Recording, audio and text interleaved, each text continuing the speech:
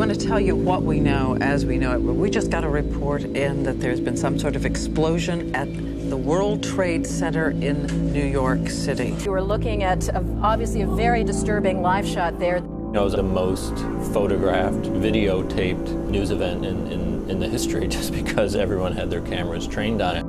Oh, another one just hit. Two images that I remember vividly, and I can see them right now. The second plane hitting the World Trade Center. It was over and over and over again. Oh my goodness, there's another one. I remember very distinctly one specific clip. Jubilant Palestinians. The very brief video of these Palestinian-looking women who were like dancing in the streets, celebrating 9/11. The connection of the two. Palestinian celebrations.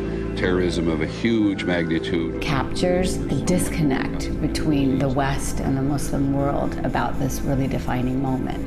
I remember thinking, wow, this isn't going our way. The famous megaphone of President Bush coming to ground zero and people chanting around him, USA, USA. That same megaphone, I think, is a symbol of what the press became for the Bush administration. A series of coordinated terror strikes. And anyone in the press who did not go along with that was going to sort of suffer the consequences. At the end of the day, 9/11 and what came out of 9/11 did diminish the authority of the news business.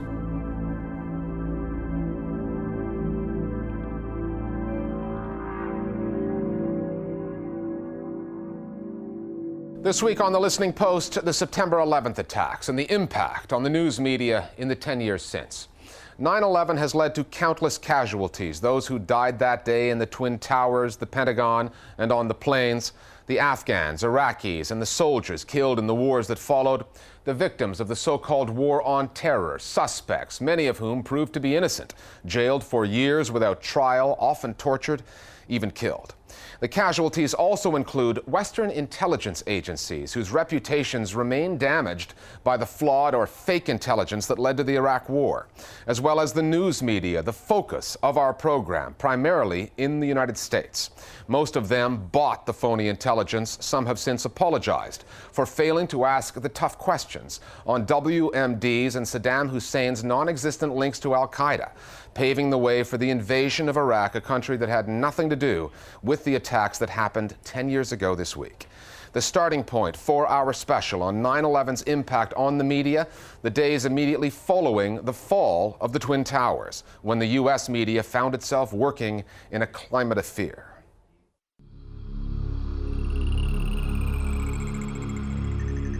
In the aftermath of 9/11, we've just been hit horribly, and there was sort of this inevitable rush of patriotism that in some ways crept into media as well. The New York skyline may be shattered. It was sort of a, we're all in this together kind of atmosphere. I mean, that definitely was part of the media landscape for anyone who was paying attention after 9/11. I think the fear factor in the wake of 9/11 was very important in the discussion about how did this affect the media. Anthrax had crossed the threshold of the U.S. Congress. I mean, it was an echo chamber where the media would report on things a certain way. The anthrax attack is turning out to be more dangerous than previously thought. A perfect example of, the mushroom cloud on the horizon and repeating that over and over and over. Saddam Hussein's regime is a danger. We're having it repeated by people in very, very powerful positions in the United States. We have facts, not speculations. And I think journalists, it's a very easy thing to get affected by that when you're bombarded daily. Many of the soundbite bombardiers were retired U.S. military men. During the Afghan war and in the run-up to the invasion of Iraq, they were a common sight on the American airwaves. Imagine Iraq under the control of Zarqawi. Talking about the story. We're moving to Baghdad, Bill, and we're going to remove that regime. It turns out they were the story. I had this vague sense in the years after 9/11 that there was something not quite right about the way these guys were appearing so often and seemingly saying the same kinds of things, almost as if they were on cue. We've got to have Kazar to bring the humanitarian goods in. It took David Barstow of the New York Times 2 years of research, but he eventually exposed what came to be known as the Pentagon Pundits program. The retired officers were brought into the Pentagon, briefed on talking points that would help sell the war, and then sent onto the airwaves and into American homes. Every network wanted to sign up its own all-star team of retired military officers, and that's exactly what happened. We actually obtained transcripts of the meetings that were held at the Pentagon. And they would all sort of sit there together around the table and they would brainstorm jointly. How can we come up with talking points together that will help maintain American support for the war on terror? I mean, there was nothing really subtle about this. Many of the Pentagon pundits were working for U.S. defense contractors, weapons manufacturers who stood to profit from the war. Barstow reported, and the video proves the networks did not identify them as such. The problem with this whole thing was that the American public was looking for solid information, and they turned to people who they thought were completely independent, objective, expert analysts. And in fact, they weren't. This is Fox News military analyst and retired U.S. Army General Bob Scales. They were not independent. They were not objective. They had a vested interest. They had conflicts of interest. And those were not disclosed to the viewer. Retired General Barry McCaffrey is now an MSNBC military analyst. The Pentagon knew and counted on the fact that this would not be disclosed to the viewer. The whole thing would fall apart if it had been disclosed to the viewer.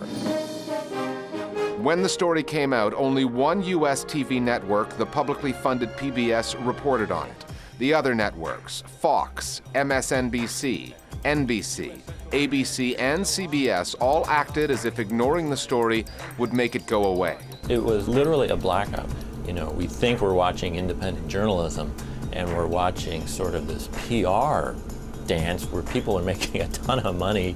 And then when they're exposed, the very network's just absolutely refusing to report on the news. It was sad to read, and it was just amazing to think of what the implications were. The U.S. military's own documents called the retired officers message force multipliers. They helped shift American public opinion in favor of the Iraq War. But anyone watching U.S. television in February 2003 could see that the Pentagon pundits were not working alone. We can't wait for a nuclear, chemical, or biological attack to go and find the people who did it. At that time, a group called FAIR, Fairness and Accuracy in Reporting, did this study. The 2 weeks around Colin Powell's speech, critical weeks when the nation is making up its mind. And they looked at the 4 major nightly newscasts. The NBC Nightly News, the ABC World News Tonight, CBS Evening News, and the PBS NewsHour. There were 393 interviews done around war in that 2-week period. Only 3 were with anti-war leaders, 3 of almost 400. They just took at face value whatever it was that the Bush administration said about Saddam Hussein or his military exploits and his goals in weaponry and things like that. It's a man who has got connections with al-qaeda. There is a pattern of relationships going back many years. There are al-qaeda in a number of locations in Iraq. I remember then when just what was being fed us through the television, very dangerous. It was almost just straight propaganda points coming directly from the administration. That is no longer a mainstream media. That is an extreme media beating the drums for war. Among the news outlets beating the drums was the New York Times. The Times is the Times. They do good stories. They miss stories. They're as human as anyone else. But I do think that that specific moment in time, 9/11, Iraq, diminished not just the Times, but the full spectrum of what we now dismissively call mainstream media. For a newspaper long considered to be America's best, the post-9/11 era represents a low point in the Times' 160-year history. 2 of its lead reporters, Judith Miller and Michael Gordon, co-authored a series of stories that failed to question the Bush administration's intelligence on Iraq. Many Americans considered the Times a liberal paper. Its uncritical coverage of White House propaganda was then used by the White House as propaganda.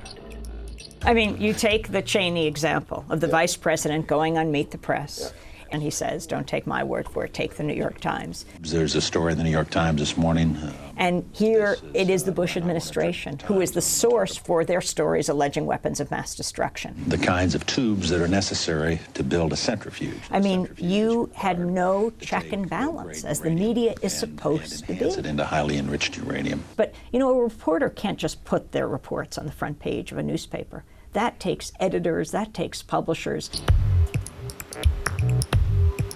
One of the former top editors of the New York Times famously said, you know, Howell Raines, who was editing the New York Times at the time of the Iraq War, did not want stories on the front page that questioned the war. He wanted to show that the New York Times could back a Republican war. That plays into this whole liberal media. The New York Times, I think, was obsessed with proving it was not part of the liberal media. And how do you do that? You cheerlead a war. Eventually, the Times admitted the errors of its journalistic ways on the intelligence story. In May 2004, it published a column detailing where its reporting fell short. But the war in Iraq was already a year old. It was too little, far too late. Well, you had a lot of apologies, but I don't want your apology. I mean, if you want to say, I failed and I resign, that might be one thing. But to say, I apologize and I should be able to go on and continue on my misinformed way, that seems less than satisfying. It was called the New York Times mea culpa. I'd call it their kind of culpa, and it wasn't enough. You went through the Iraq experience and came out of it and thought to yourself, you know, these guys know nothing. I mean, they'll believe anything. And the reported capture of 2 senior al-Qaeda operatives in northern Iraq. It's not that they're agents for the government, they're just not too bright. And post-Iraq is this new idea of news, that anyone can be a news person, that the hoi polloi of news is as reliable as the New York Times. Dar Jamal, Texas-born of Lebanese descent, is an example of that. 1 year after 9/11, he was working as a mountain guide in Alaska. But on September 7th, 2002, George Bush and Tony Blair held a news conference about Saddam Hussein and nuclear weapons. Jamal read the New York Times' coverage of that story and decided it was time for a career change. The blatancy of having the president one day making a statement and the next day, literally as a state stenographer or propagandist, someone like Judith Miller reporting exactly what the president said the previous day as fact, really underscored the sad state of journalism. And that's when I decided, this whole situation is going to need a bit better coverage than that. Over the next 2 years, Jamal spent 8 months in Iraq reporting for his new website, Dar Jamal's Mideast Dispatches. His readers got a different view of Iraq than what most Americans were getting from reporters embedded with the U.S. military. In December 2004, during the second U.S. siege of Fallujah, I did a story about how people in Fallujah were reporting atrocities being carried out by American soldiers, murdering innocent civilians. Things like trophy shots, where U.S. soldiers would take dead Iraqis, lash them to the front of a Humvee and drive around town with them, shooting people when they were trying to flee the city, waving white surrender flags. This type of story was very, very common coming out of Fallujah during that siege, and I since have even interviewed soldiers who took part in those activities themselves. Yet, when you contrast that with the U.S. mainstream media coverage of the situation, you had militaries going in, it's as though it's intervening in a hostage crisis situation. As about 6,000 American Marine soldiers, supported by 2,000 Iraqi troops, punched their way into the center of Fallujah. They're saving the people of Fallujah. They're going to reconstruct the damage done. That's the type of coverage that you largely got. They have won a major battle. The city of Fallujah, they say, has been seized. And it's driven both by politics, it's driven by the ratings numbers, driven by the advertisers. The Wall Street Journal quoted CBS executives saying that they didn't want gory pictures of war leading into the commercials because blood's not going to sell the toothpaste. They were very clear, very direct. Other international networks were showing the casualties of war. And it's that difference, what war looks like, what it smells like, what it feels like, and how it's presented that makes such a difference. Soldiers know it on the ground, and it's critical that the media shows that.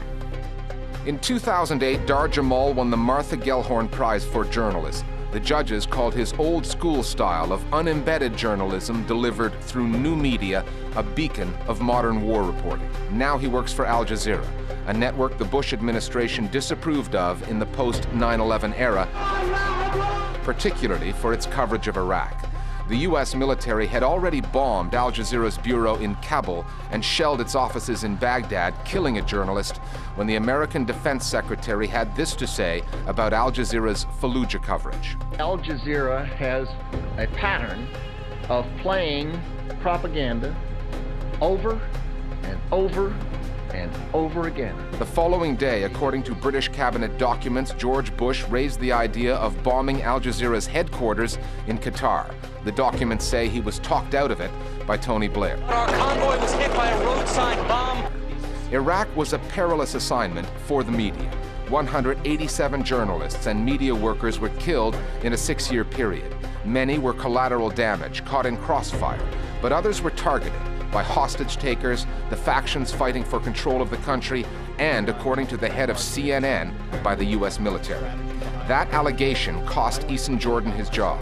2 weeks after making it, under immense pressure in the U.S., he resigned. Iraq was turning into an all-out, multimedia, multi-platform propaganda battle. Osama bin Laden and al-Qaeda moved away from videotapes and onto the web to deliver their message to Muslims. Al-Qaeda, in its media strategy, it always played on the honor of Muslims. And that we must stand up to the evil, awful West. And the legacy that they tapped was one all the way back to the birth of Islam, through the Crusades, through colonialization, and to the modern day of dictators. And so al-Qaeda knows its own community, and it took advantage of it, really tried to pump up the honor issue inside of its media strategy.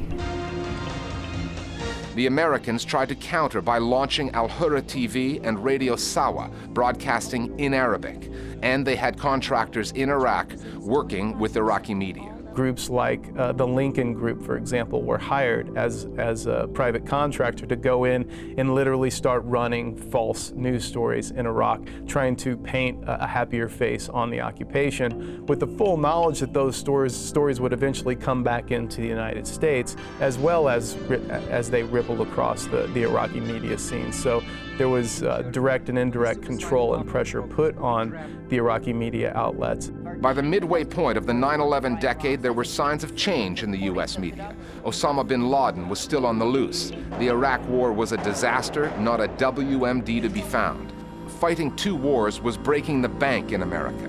U.S. news outlets rediscovered their voices and grew more critical of the Bush administration. To what extent has this war in Iraq been a training ground for extremists? One news network, MSNBC, turned on the president, his wars, and his policy of torturing terror suspects or locking them away at Guantanamo Bay. And they tortured people.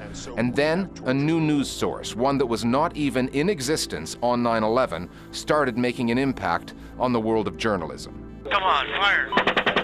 In April 2010, Wikileaks released this U.S. Army helicopter video of an attack on Iraqi civilians in 2007 that killed at least 14 people. The Pentagon had claimed the video had been lost. WikiLeaks proved it had not.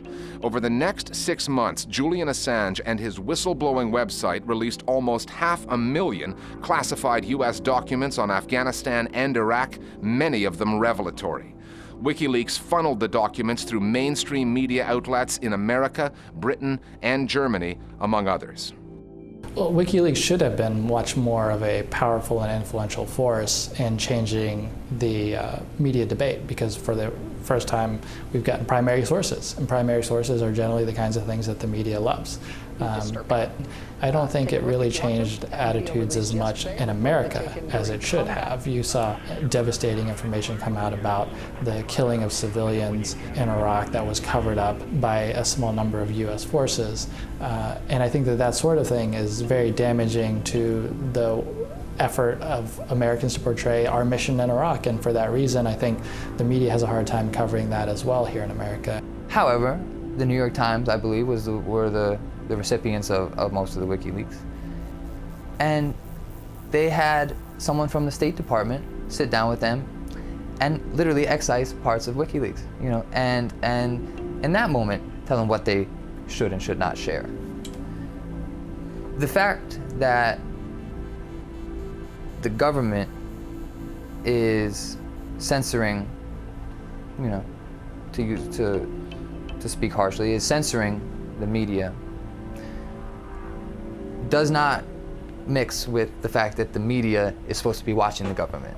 Then, late in the summer of 2010, tonight the Ground Zero mosque controversy continues. Came a story that was enough to test anyone's faith in the U.S. media's coverage of America post 9/11. The building of a Muslim community center in Manhattan that somehow came to be known as the Ground Zero Mosque. A controversial decision has been made to allow a mosque to be built in the shadow of Ground Zero. I personally was not surprised at what happened with the Ground Zero mosque coverage. I knew that we just hadn't gotten very far in terms of our conversation, both inside the Muslim community and inside of the Western consumer market about Islam. There was still a lot of confusion about what Muslims are about. But to build a 13-story mega mosque on the cemetery, on the site of the largest attack in American history, I think it's incredibly insensitive. And so we just walked right into the Ground Zero mosque firestorm. Like every single day I opened that TV, I was tired. There was one point where I stopped listening. It's for the Muslim leadership to realize the tremendous hurt, the tremendous insensitivity. And that Ground Zero mosque brought us back to worse media coverage than we had 10 years ago after 9/11. I thought it was getting better, and it didn't. And I think the Ground Zero mosque is a great example of where media goes wrong. Islam is a lie from the pit of hell. The media loves conflict coverage, and what the Islamophobia Network delivers is conflict. They are very loud. They are on all your television sets. No mosque, not here, not now, not ever. They are at rallies, they are screaming at town halls, and that kind of thing gives the media the kinds of images and footage that it needs. The fact that the Ground Zero Mosque wasn't a mosque, but a multi-story community center with a prayer space in it did not seem to matter. Nor did the building's location, 2 blocks from where the towers fell. The label stuck, and the media debate, if that's what one could call it, was on. People who opposed this mega mosque at Ground Zero. The Ground Zero Mosque so-called debate was absolutely lit by Fox News, which wouldn't stop talking about it. A mosque which basically embodies the very ideology that inspired those attacks on 9/11. Hate merchants on right-wing blogosphere, on right-wing radio. And unfortunately, the mainstream press really did get sucked right in and really never was able to find its footing, being too afraid to add any kind of context. They ought to have to prove something to us because they're not the most inclusive group in the world, the Muslims. And the sort of hysteria it whipped up was far worse, I think, than any of the hysteria right after 9/11. There is hard statistical evidence to support that opinion. Numerous polls have concluded that more Americans have a negative opinion of Islam today than they did in the months immediately after the 9/11 attacks. Many Muslims blame the American media for that. One Muslim family living in New York was involved in both stories, 9/11 and the debate over the community center. Muslim extremists killed their son. Then the media made things worse. At that time, we interviewed a woman. Her name was Talat Hamdani. She was deeply connected to what happened on 9/11 because her son Salman Hamdani died. Her son was a police cadet, and he was heading off to work, and he, like everyone else, started to hear what was taking place, and as a police cadet, he raced off to Ground Zero to save people. He died on that day. Instead of this family being allowed to grieve, the New York Post, owned by Rupert Murdoch, put out this screaming headline, and that headline said, "Missing or Hiding, Mystery of the NYP Cadet from Pakistan." His family was interrogated. They went and looked at where he went on the internet in the past. He became a chief villain. Well, soon his remains were found. The DNA was found at Ground Zero. And there was Talat Hamdani, some 9 years later, the story of what's known as the 9/11 mosque, saying, please, we already know what hate did then. We have to open this discussion. We can't let hate breed hate. 10 years ago, 4 planes were hijacked, and the world embarked on a different geopolitical path, filled with turbulence. History will judge the leaders responsible for navigating our way through that.